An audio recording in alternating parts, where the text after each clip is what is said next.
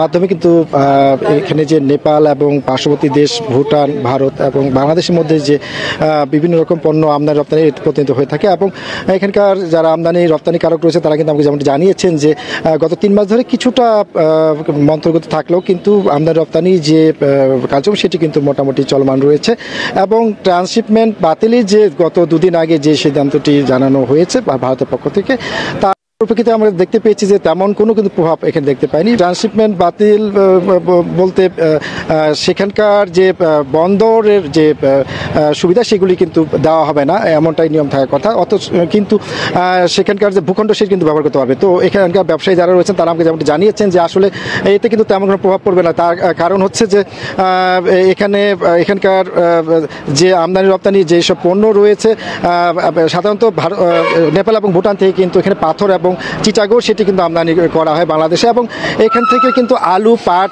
সুতুলি, cotton West থেকে শুরু করে ইলেকট্রনিক্স যেসব পণ্য এইসব পণ্য কিন্তু এখানে প্রতিদিন কিন্তু নেপাল এবং ভুটানে সেগুলি কিন্তু রপ্তানি করা হয়। তো আমার সাথে রয়েছেন এই বাংলা স্থল বন্দরের যে আমদানি রপ্তানিকারক গ্রুপ রয়েছে সেখানকার আহ্বায়ক কমিটির সদস্য আব্দুল আল মামুন। তাকে জানতে চাইবো যে আসলে কীরকম প্রভাব পড়েছে এবং আপনারা কীরকম আশঙ্কা করছেন।